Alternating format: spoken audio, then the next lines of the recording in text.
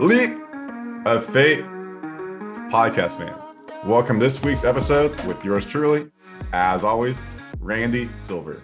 This week, I have my friend Sean Conley on. Sean, say hi to the fans for me. Hi, everyone. So Sean is on here. He represents the Leap of Faith message. What is that message? The Leap of Faith is around overcoming adversity, teaching life lessons, and making sure that you can achieve your goals in your life. Sean has made that happen, and let me tell you a little bit about Sean. If you guys can't see the YouTube video, you can see here that he wrote a book called Point After, how one resilient kicker learned there was more to life than an NFL. So if you can't get what that means, he was a former NFL kicker for the Detroit Lions, Indianapolis Colts, New York Jets, and unfortunately, he suffered a career-ending injury from overtraining. As a result, he had to reinvent himself a second career, which we know for a lot of professional athletes is very hard because they just knew one thing their whole life, their sport. He began practicing yoga as a part of his rehabilitation and soon embraced yoga's mindfulness, meditation, and philosophy as a new life direction. We all know here at Leap of Faith, I talk about meditation and mindfulness all the time, so this is going to be a big topic we hit on today. Today, Sean is a yoga teacher himself. He owns an amazing yoga in Pittsburgh. He has a new book called The Point After, How One Resilient Kicker Learned There Was More to Life Than the NFL. And he has a podcast called Happy Athlete. So today we're going to talk about Sean kicking into college at the University of Pitt, Sean kicking NFL, meditation, mindfulness, and how he got the career after. With that being said, let me just say before we bring Sean back in, audience out there, thank you so much to all my Leap of Faith fans. Please do rate, please like, subscribe, however you listen. YouTube, Facebook, TikTok, Instagram, Apple, Spotify, all that good. You're really helping me grow the Leap of Faith message. Thank you so much. I appreciate it. All the feedback you guys give. I know you guys really liked last week's episode with Suzanne around the sexpert. I got so many comments on her and I coming together. We're going to do a follow-up together because I have more questions come to me after the episode. So be on the lookout for that. That's a different episode. This episode's with our friend Sean. So let's bring Sean back in. Sean, welcome to the podcast. Thanks for having me, Randy. Excited to be here. I'm excited to have you too. You know, a lot of people on this podcast know that I'm a huge sports fan, all sports. I've played sports my whole life. So I've been looking forward to this for a long time. So I'd love to just dive into it with you. I think a good place to start is University of Pittsburgh. You're a kicker. So before we dive into that, tell us about your upbringing and how you're able to turn, a fun hobby, say kicking, into a D1 type of scholarship. Yeah, it started at a really young age. When I was 8 years old, I played different sports, but football was definitely my love. And I was diagnosed around the same time, around when I was 8, 9 years old, with ADD. And what I found out, over the coming years is that it was a strength, but it was also, it was an ally, you could say, but it was also an enemy. And it was an ally in a way of, I just drove myself really hard. So I was like very determined. And so I pretty much trained to be a kicker from 8 all the way through until when my career ended in my mid-20s, which helped me achieve my goal. Yet at the same time, I always was challenged with like very high highs and then very low lows. So I was very hard on myself, due to the whole ADD, where if I was struggling, for example, like when I was in college, I'd be really, really hard on myself. And so, but then I would eventually get out of that, and then I would drive harder to be better and better. But a lot of athletes suffer, I guess you could say, from being a perfectionist. The ADD added to that. But that was pretty much my story. So, like I said, it would help me at times, and the opposite. So, for example, when I was before I went to the University of Pittsburgh, I went to a small school called Grove City College in Pennsylvania. And when I showed up for practice the first day, the coach actually said, "Hey, we don't need you. We already have a couple kickers." So I got really down on myself, and I ended up drinking a lot. I failed out of school. Oh, wow. So I was down for a few months, but I started to eventually, where I turned it around is kicking is something I really love. So I started to kick again. And that was my little place where I'd go. There was a field a few blocks from my house, and even through the winter. I'm from Erie, Pennsylvania, where it snows Especially back then, it would start snowing in November and you wouldn't see the grass till April. But I just Different than San Diego where I live for sure. yeah. So I just trained and trained, and that's what helped me. That was like my therapy was the kicking, and so that's I looked at yoga, or not yoga, excuse me. Kicking was something that always helped get me out of my head. So that's was part of my journey. You could say that drove me eventually to the to make it to the NFL. So when you were kicking like high school, college, what was your average field goal? Like you're like, hey, I could do a 40-yard field goal, no brainer, 50-yard field goal, hit and miss here. What was that type of like? Yeah. So my high school career was very unusual. So unusual that I didn't play in high school. I didn't play football in high school. Oh, no way. No, I played soccer and basketball. I had this crazy idea, which luckily worked out, where I would just train on my free time at this field a few blocks away from my house, and I just thought I would just walk on. Lucky for me, it worked out. But when I was in high school, just like kicking on my own, I could probably make like a 45-yarder, and then once I got to college, I was able to make a 65, 70-yarder. Not every time, but that's what I was able to do. My strength initially was distance, and then luckily for me, around my senior year in college, I was also able to be accurate too, which you need both of to make it to the NFL. Which is, we can move to college a little bit. Now you guys can see, if you're on the YouTube, I have the Pitt helmet behind him where he went, D1 school. So you made a good point I want to touch on as well. Is like you talked about the ADD that goes with it. As a kicker, when you're on the field, it's either points or no points. As an NFL QB or as college QB, you throw an interception, maybe you fumble the ball, it might not lead to points, or it might not be a point play. So for you, what was the mindset that you had to have? Hey, if I miss that field goal, I need to wipe that out of my head to make sure the next time I'm on the field, I go 1 for 2. I don't go 0 for 2, 0 for 3, and continue to get down on myself. Yeah, absolutely. That's a great question, because that is really what makes or breaks most kickers out there.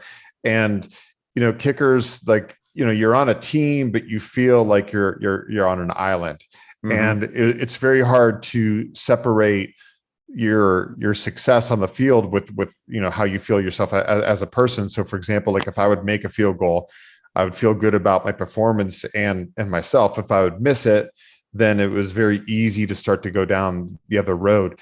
What I discovered is a couple things that helped overcome that. And one was to have like a really short memory, where, because once you miss the kick, you got to move on. And it wasn't something that I like immediately was able to do. It was something that took time. And actually, I had a really good mentor at the University of Pittsburgh. So it's a great time. You have the helmet up there. His name was Amos Jones. He was the special teams coach, and special teams coaches are in charge of the kickers and the punters. And his background before he came to the University of Pittsburgh was he was a player and a coach at the University of Alabama for Coach Bear Bryant, who was like the all-time legend. Yeah, legend. And he shared with me one story. I came in after practice, and this was like my ADD at work, and I was in his office looking at video for myself practicing that day. And I was just, fast forward, rewind, pause. And I was just analyzing my kicking. And I was mainly focusing on the kicks I missed in practice that day. Like, where I put my foot, what I did with my follow through, my hips, all those little details. And he got really stern with me. He said, stop. He's like, you spend too much time focusing on your mistakes. You need to spend more time watching your success and get more to really get that into your mindset.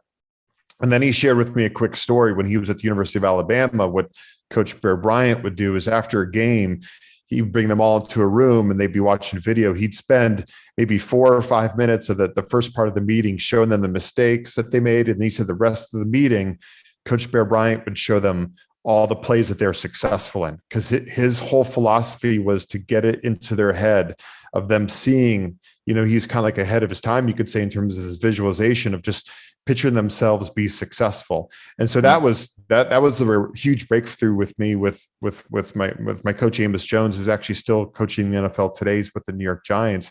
But that's how I started to move forward. Like when I would make a mistake, I would look at it really quickly just to make sure there's something, a bad habit I didn't have. But then I would start to look at videos of that I did well with that game and look at those more often. And then also my preparation before every game was, instead of, because it was very easy, like before a game, you could very easily start to picture, oh man, I hope I don't miss a game-winning kick, and that's sad, and how embarrassing that would be and how I'd feel. I would try to before the game picture myself making the kick if I had those moments. And so that was a huge shift for me that helped me quite a bit. But I think the kickers who are able to do those two things, able to let go really quickly and also focus more on their success, have more success long term for kickers. I love that. I think that's a huge point, is focus on the positivity, and you're shun that negativity. Obviously learn from it when you need to, right? But the more positivity around you is going to just help you moving forward. So on that note, do you have any cool stories? Hey, I got a game-winning field goal to win the game-winning extra point. Hey, I hit like a 60-yard field goal in college, anything like that to share with the audience? Yeah, I mean, probably my biggest moment was when I was at the University of Pittsburgh, where I kicked. It wasn't at the end of the game, but it was right before the half. It was against Notre Dame, which was my massive. Yeah, it was my childhood dream. Going back to where I grew up in Erie. Erie at the time was a very Catholic city, so even though Erie was in Pennsylvania and Notre Dame was halfway across the country, most of the college fans in Erie were Notre Dame fans, including my dad. So on Saturday afternoons, we would watch Notre Dame football. So to play against them, that was like a big deal for me. But also when we played them, we had tons of scouts that day. We had some guys that were being looked at by the NFL, and of course Notre Dame had a whole bunch. And this was in the 90s. Notre Dame football is still big, but back in the 90s, it was even bigger with like Lou Holtz and powerhouse back then. Jerome Bettis. Yeah, absolutely. So I knew that there was a lot of NFL scouts in the stands. So I knew this was my chance to shine, so to speak. So luckily for me, I had a really good game and I hit that big kick. And the Detroit Lions happened to be at that game, and that was the team that signed me when the season ended from seeing me play that game. Was that game in Pitt or in the Notre Dame stadium?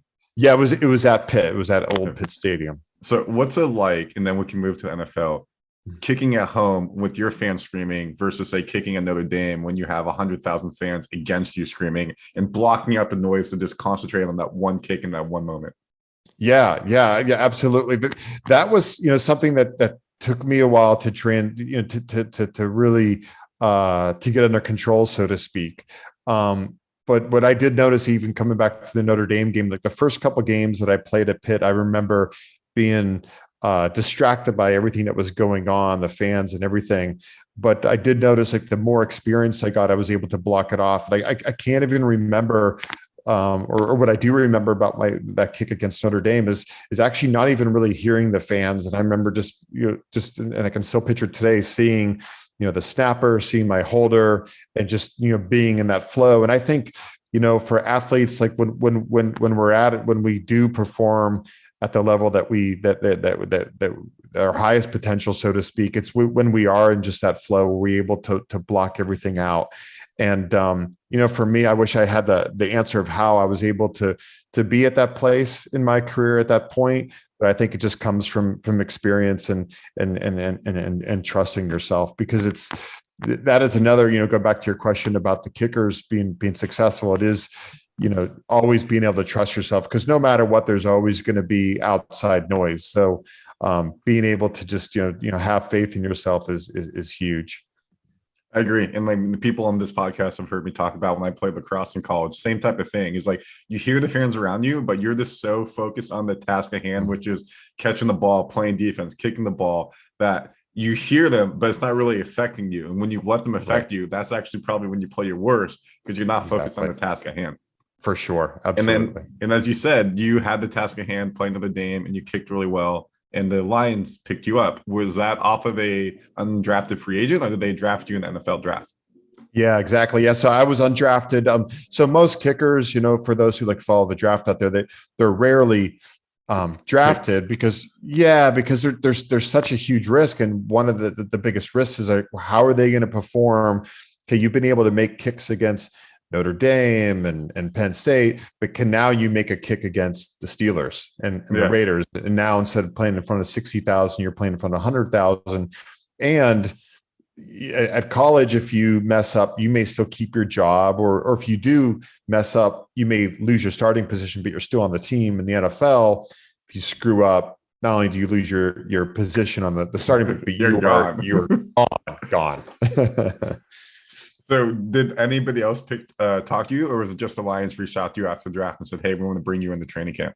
Yeah, so I had a few options. That the Steelers reached out to me, the Arizona Cardinals did.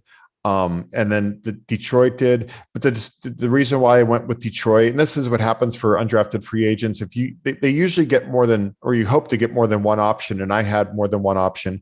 It was what you look for is guaranteed playing time. So the Detroit Lions said, hey, we promise you playing time in the preseason.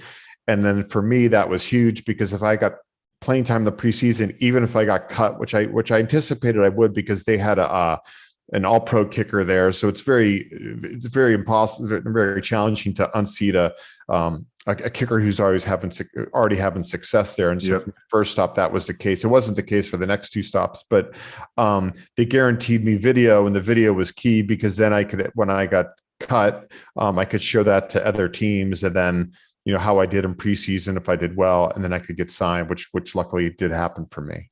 Got it. So what was it like, the first couple of weeks inside the NFL locker room and NFL facility, now moving from college to the pro status? Yeah, I mean, I remember the first few days were kind of terrifying. I remember the first meeting, because there's approximately 45 guys that actually make the team, but on the first day there's when I played there was 80. I think it's still around that number, and all the rookies like myself, we sit in the back. And at first you're just, blown away. I remember just seeing like Barry Sanders and, all these big name players that I'd watch on TV that I thought were just like superheroes. And so for the first couple of days, you're overwhelmed. But after a few days, you start to talk to people and you're around there. Then all of a sudden you realize, hey, they put on their socks and shoes the same way. And then you're just completely immersed in the business. And so that was one of the, like at first I was so excited to be here. This is so great. But then it was, once practices started, there's really no time to think and look around like you were in it.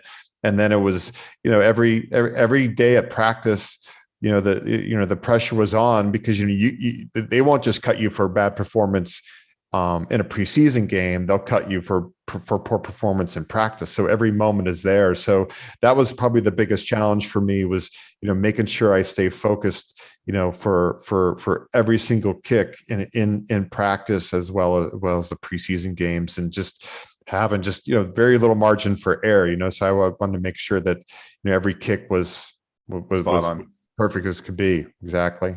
And what was it like? As you said, you're competing against someone else who was an all-pro kicker at that point. Was he helpful to help you out, or was he like, hey, you're coming from my job, good luck by yourself? Well, let's see how it goes. Yeah, well, it always varies.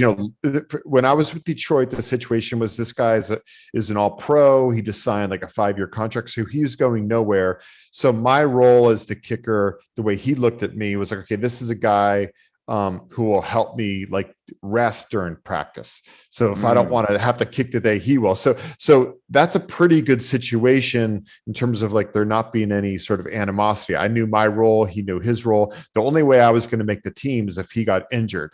So I'm not going to like root for him to be injured. That slip up in the middle of a kick or something. Right. So that was a good situation. Now, when I was my next two stops with the Jets and the Colts, those kickers were older. Where they're near they're moving towards the end of their career. They're also like both struggling. Both those teams signed me because the ownership, the general manager, they wanted me to take their jobs because they're in the league for a while. They're getting high paid, and here I am. I'm a younger guy, much cheaper, younger. I got more fuel left in the tank. Those situations are not so good, because now, like you said, he knows that I'm here to take his job. So those were more on the uncomfortable side. So it just depends on the situation, whether you're more just to help the guy rest, or if you're brought in to compete. That's when it gets a little or a lot uncomfortable.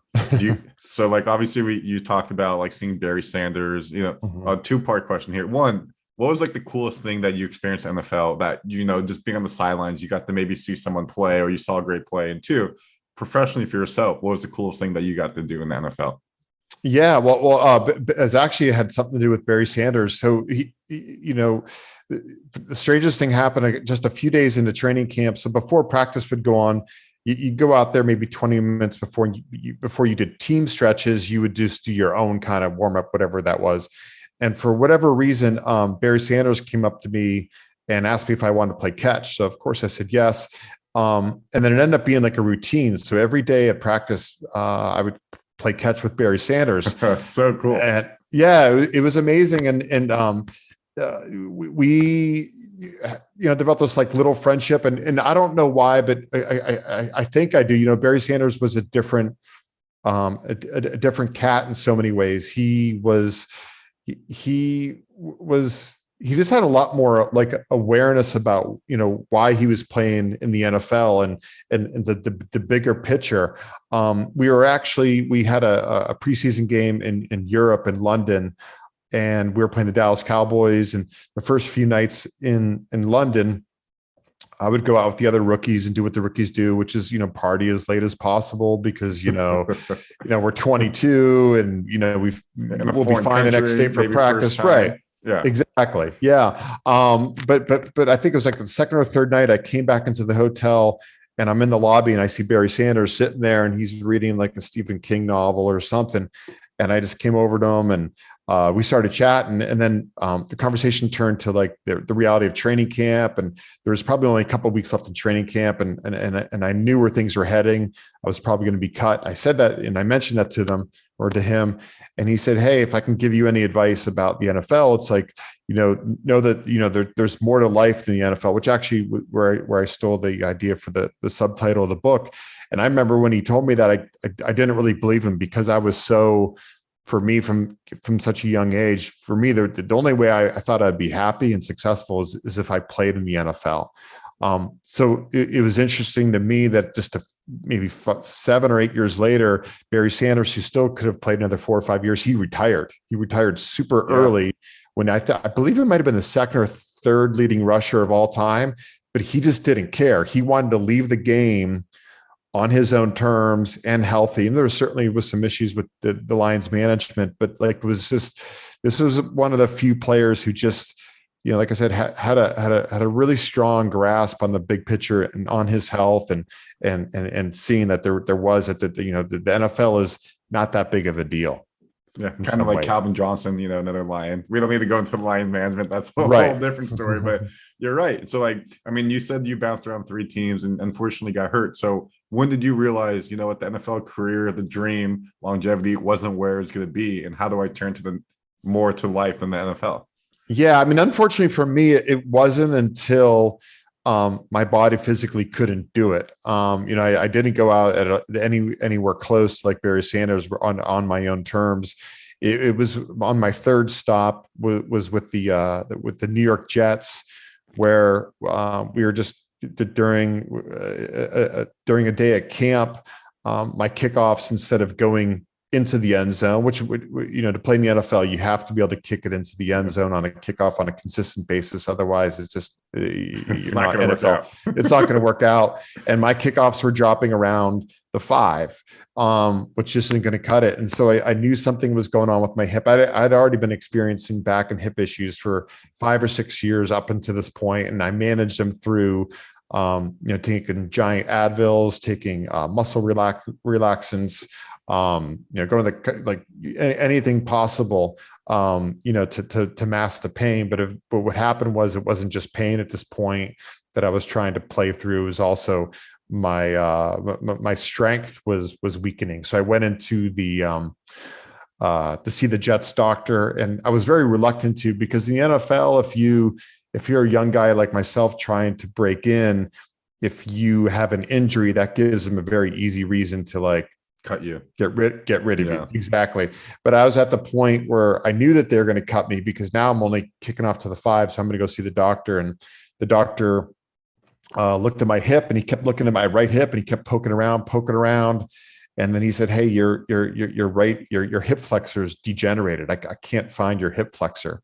Oh, so wow. Yeah, it completely degenerated. And this was for me overtraining, which, like was a big challenge I had with the ADD, right? Up to this point, I trained way more than your average kicker needed to. And so I always thought that if I trained more, I'd be better. But what actually was happening was because I trained so intensely, it actually gave me the opposite effect. At age 25, like I was law already of diminishing returns.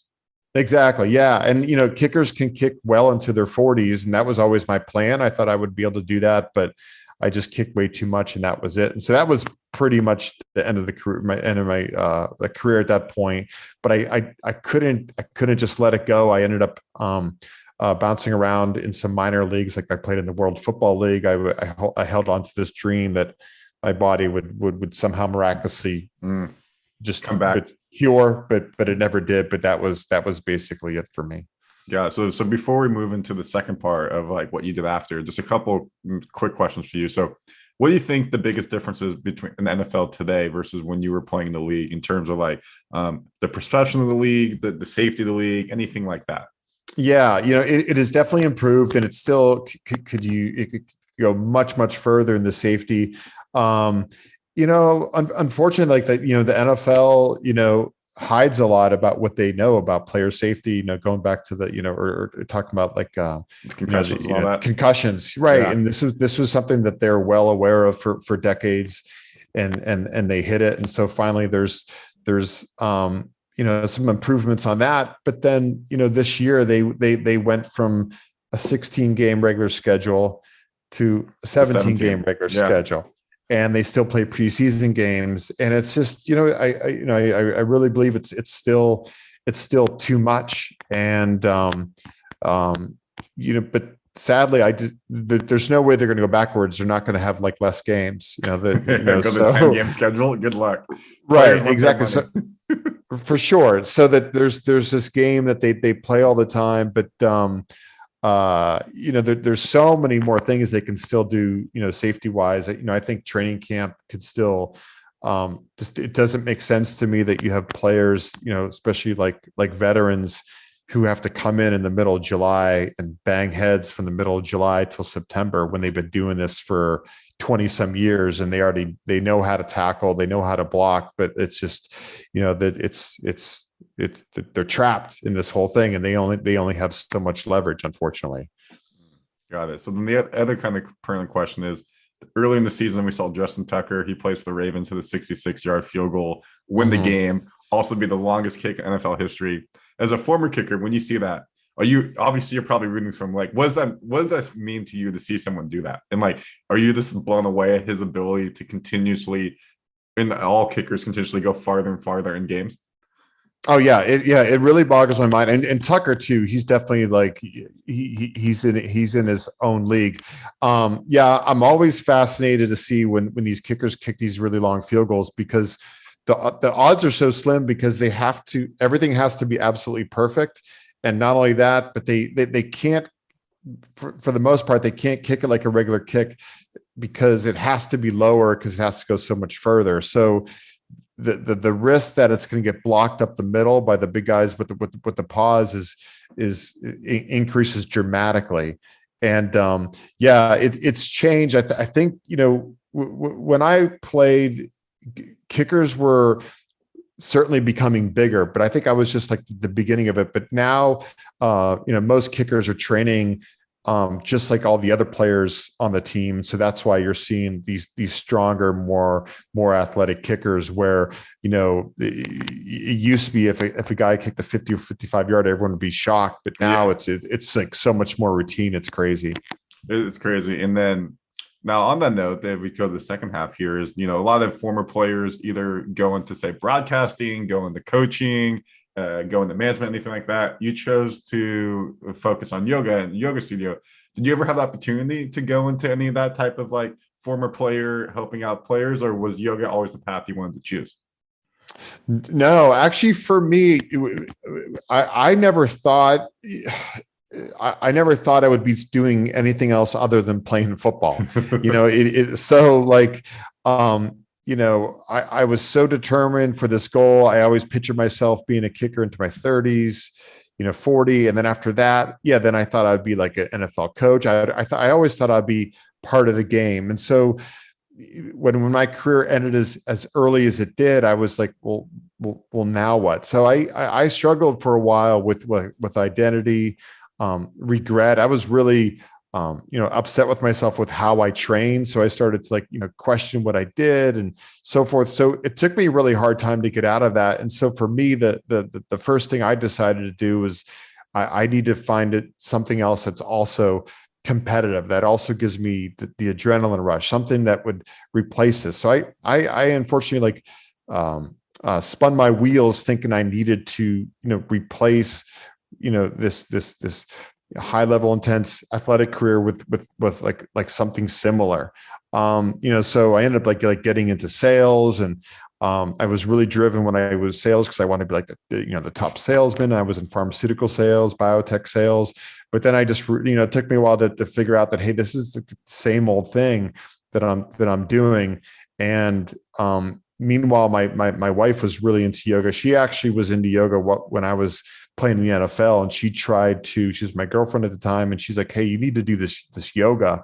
It'll help you with your body. But back in the day, there was really there wasn't that type of training that was going on in professional sports, especially in football. Like if you did anything that was for your mind, or that was like somewhat like restorative or slow, it just didn't make any sense. Like you just went in the weight room and you just you push. So it was a different mindset. Oh, for sure. So I never grasped that. But then once my career was over and, my body was in really bad shape, I started to do the yoga that she pushed on me for so long, because I just felt like I had no choice. And, lo and behold, it cured my back, which was in really bad shape, felt amazing to the point where I thought I could even make like a comeback. But what also really helped me was with my mind, really helped me manage my ADD. At the same time, my NFL career, my father passed away within a couple months of that. So I was in a pretty dark place with both my career ending and my father, who was my best friend passing. But I found that yoga also helped me with the mindfulness. So that's what really sold me on yoga, to eventually not only practice it, but as a way to give back, and to also to teach it. And speaking of teaching it, like, as you said, that you have your own yoga studio and you open. So again, if you're on the YouTube channel, you can see right here, we have him teaching the class. Please go to the YouTube again to watch this video, or continue listening on the podcast. So for you, what's it like to now teach yoga and have your own studio? And as you said, have that mindfulness and meditation that goes along with it. Yeah, I absolutely love it. It's, one of the reasons why I really love teaching is because I know, for me, it really helped me get through what I was going through, like with my father and my career ending. But also that's the way I've looked at it is like with the people who come to yoga, we all have some struggle, whether it's a physical struggle, something emotional. And, yoga really helped me find some peace of mind, so to speak. And so that's what really drives me to, keep doing what I'm doing, which is being involved with yoga, mindfulness, meditation, with as many different types of people as possible, just so they can also find or use these skills that can help them with whatever they're going through as well. People here know that I meditate every day. I do it in the morning, in the Awesome. evening when I wake up. Take 10 minutes and some people, I'd love to hear about your part of meditation. People think meditation sometimes is like, oh, how do I do like hum bitty bitty? That for me, that's not what the meditation is about. It's just clear my mind, no electronics around me, and focus on what the task at hand, and just be present in the moment. At the end of the day, Mhm. same type of concept for me is, hey, how did the day go? Be present to myself, no electronics, think about what the day was like, zone out, and then think about what tomorrow's like. So for you, as you said, that helps with your yoga, helps with your back pain, leg pain, hip pain, the meditation, mindfulness stuff, ADD. So what does meditation mean to you? Yeah, I mean, what I love about my regular meditation practice is just, I spend a lot of time, just, repetitive thoughts, thinking I got to do this, I got to do that. But my daily meditation practice, and sometimes, like you said, you take 10 minutes. Like sometimes I do as little as 5 minutes. It just gives me an opportunity, like just to stop. And then when I'm able to just stop, and it doesn't matter how it goes to, because that was one of the first things when I first got into meditation. I thought I had to be like perfectly still, that Yeah. my mind wouldn't race, that it was something I had to like be good at. But what I've learned over practice, and also like working with other meditation teachers, is like you could sit there and you could meditate and your mind could be all over the place, but it just doesn't matter if you do it on a consistent basis. The skills that you're working on in meditation are going to start showing up in your daily life. And that's what I've noticed for me. Like if I can just dedicate that time each day, that I will get a little bit better at managing my ADD, having greater awareness when I know if my mind goes into negativity. And that's just, for me, that's always been my goal, so to speak. I know there's no goals in meditation, but I know when I do put in the time, that it's just going to help me increase my awareness when I fall into any bad habits. And I think that's, one of the biggest challenges, when you try to, like, someone's thinking about meditating, but they don't want to, they say that they don't have the time. But it's just, if it's something that's like important to you, and Yeah. then you'll find the time. And then once you find the time, like I said, it just doesn't matter how it goes. Like you don't have to see colors and feel blissed out while you're doing it. But if you do it on a regular basis, the benefits will show up in some manner at some point. Yeah. What I tell people is if you have the time to scroll on TikTok and Instagram for 5 to 10 minutes, you can have the time to find 5 to 10 minutes to just sit there and not scroll and focus on yourself. So Absolutely. as we round third days here, a couple of final questions for you is, you found, I can tell that you seem very at peace with where you're at with everything you're doing. It's very hard for former athletes to find that peace, especially as you said, the only thing I've known my whole career is the sport that I played. So have you had former athletes, teammates come to you and say, hey, how have you been able to resurrect yourself, have the second career? How can you help me do something like this? Yeah. Funny thing is, I've had a lot of uh, uh, athletes, former athletes, or at the end of the career, reach out to me about becoming yoga teachers. It's something that's growing quite a bit. We do teacher trainings, usually a couple times a year, and usually there's always one or two a year that'll come that are athletes, and they had some connection with me. They'll reach out and they'll come to our teacher training and they'll do it. And so when I first started teaching, about 20 years ago, there wasn't too many former athletes turn yoga teachers. There was just a few, but it's become the NFL athlete who's probably a little bit bigger than a yeah, yogi. right. But now it's crazy. There's so many now, and not just like football players, turning into yoga. And I think it's such a natural. When I made it, I thought it made like no sense. Like, how do I go from football player to yoga teacher? But now that I'm doing it, it makes perfect sense to me because, an athlete, I was a perfectionist. And so people who aren't athletes are also perfectionists. So I'm able to relate to people, through my teaching through that. And so all the things that I had, like being hard on myself, being a perfectionist, is no different than people who aren't athletes. And so but athletes who become yoga teachers can really speak to that in their teaching. And so I think that's why there's so many of it. And also because their whole career was all about, performance. And then now yoga is the opposite. And so once they see that, then that can really help them be a impactful yoga teacher, meditation teacher.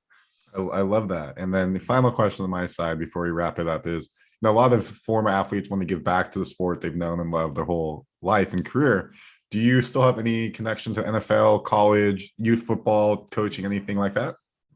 Yeah, my biggest connection these days is I am a virtual kicking instructor. So every I once in a love that. while, yeah. What happens is I get people reach out to me in a variety of different ways, and it's usually like, oh, my son wants to be a kicker, so I'll say, well, hey, send me a video. So then all of a sudden my phone blows up and I get all these videos of them kicking, and I analyze, I go back and forth, and it's really interesting actually. Even with my book, something I did not expect would happen with the book, but I've probably gotten maybe a dozen Instagram messages from like 14 and 15-year-old kickers who somehow got my book. It's usually like from their parent, and they reach out to me about kicking advice, which is great because I can help them really young in their career, because I can see a lot of the patterns that they want to go down, where I can help them steer them away from it,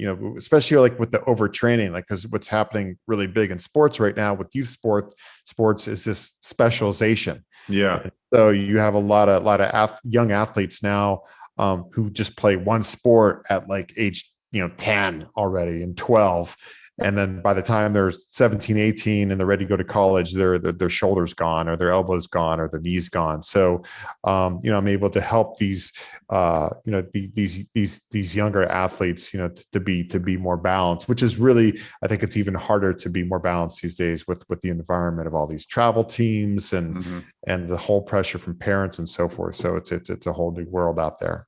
So with all that, then just a follow-up question: do you ever have any thought to open up your own like once a year kicking camp and invite people in and have like competitions, teachings, things like that? Yeah, I used to do that up to about 10 years ago, but it just kind of dissolved. But yeah, I used to do that a lot. It was a lot of fun. But now it's now it's more virtual. If you were to go out there and kick a ball right now, what do you think your match would be? That's really funny. My one of my daughter's boyfriend just asked me the same exact question about a week ago. Well, my son actually, he plays baseball and other sports, but he is now messing around with kicking. It's not something I pushed at all, but he's starting to do it. So every once in a while, when I go with him, I'll just boot it up or whatever. I can do like 45 still, Which is impressive. Yeah, and it's really weird that I'm surprised that I can still do it, but it's just like it's still in my body, and I think if I train a little bit, I could maybe go a little further, but I enjoy now more watching than doing it myself. What's your son at? Wait, excuse me? Well, how far can your son kick? Oh, right now he's around 25. He can go 25 yards. He's 14, but he's super strong, but but he definitely has the potential, but I don't know if I want him to be a kicker, because I don't know if I could watch. So Pops will still beat him though.